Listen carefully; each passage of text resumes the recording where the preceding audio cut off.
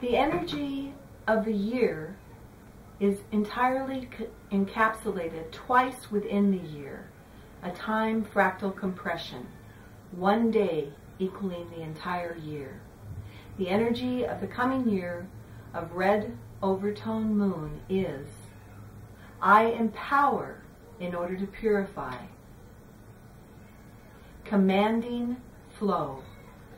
I feel the process of universal water with the overtone tone of radiance. I am guided by the power of navigation. I am a galactic activation portal. Enter me. Red overtone moon. Today is a manifestation day. Red planetary dragon. I perfect in order to nurture. Producing being, I feel the process of universal water with the planetary tone of manifestation. I am guided by the power of universal water. That's one of 260 different energies of the Zolkin and a part of the Dreamspell, which Lloydine Arguelles is the co-creator of. I had the incredible fortune of meeting Eden Sky, who does one of the calendars on the table, about 13 years ago, and she decoded me, and I was brought into this incredible system that has changed my life dramatically and is a way that inspires me and energizes me like nothing else I have ever done. Today is a profound day for me that synchronistically my friend Lloydine is here with us because today is my daughter's galactic birthday, who passed away in an accident 4 months ago. So her Pareo was gracing Lloydine, who, and this is her son, who, when she wrote in her book that I found after her death, she had written about 3 people who were the most inspirational and intelligent people that she believed in her life. They were Albert Einstein, Allen Ginsberg, and Lloydine Arguelles. Oh. Heavyweights. Heavyweights. And Lloydine recently spoke at her celebration where many, many people gathered. Lloydine herself has been through the fire. She has come out the other side. As far as my heart is concerned, we're lucky, I remember seeing in the movie Ronin-ish, if we have 3 friends in our lives. And I consider Lloydine my sister. It's a blessing to have her here. And it's a dream that I've had for 10 years for many of us to gather, and knowing that exactly who gathered here would be the ones that were destined to be here at this time. So, without further ado, I'd like to introduce my dear friend Lloydine Arguelles.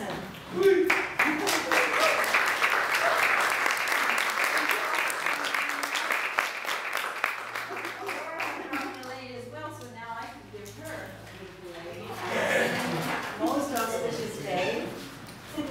So, thank you.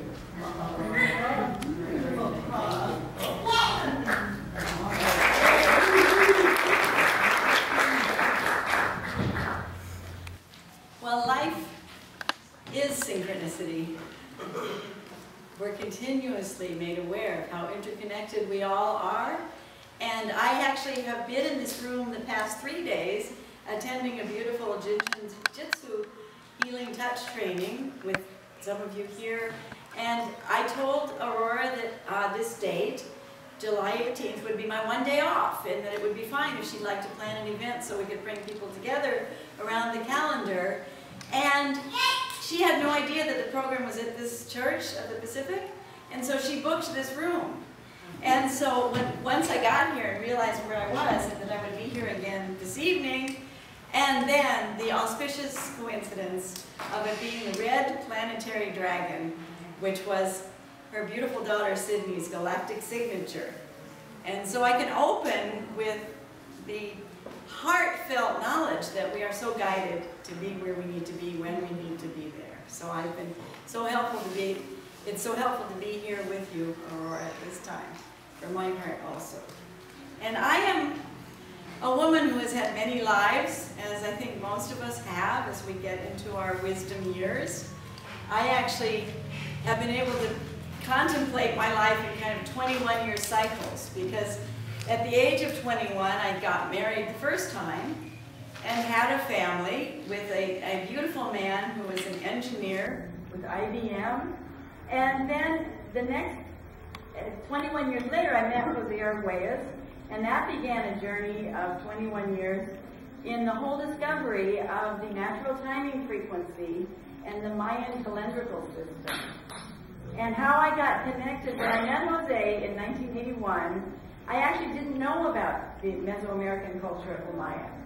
And at that time, Jose had already begun his study of this Solcan, which is a 260-day grid. It's basically 20 by 13. And this is the root of all the calendar work that we then went ahead to do. Now, I'm not a linear thinker, I'm definitely radial.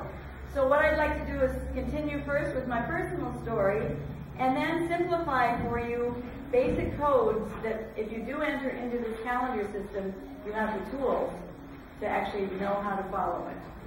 And I can ask first the question, how we measure time is really the subject of calendars, timing mechanisms. How do we measure our time? Well, in 1989, when I was with Jose in the Museum of Time in Geneva, Switzerland, we were already living according to these Mayan codes of this 1320 cycle. And when we visited the Museum of we called it the Museum of Mechanized Time, we had our aha moment and understood that how we measure time really does affect how we live our life. And it was at that time we identified that the irregularity of the Gregorian calendar had really thrown us out of our natural timing frequency. So I don't know if any of you as a child wondered why these 12 months would have different numbers of days. And that the only day, February, that had 28 days was the one day that every 4 years they added a day to. So there's total illogic to the Gregorian calendar.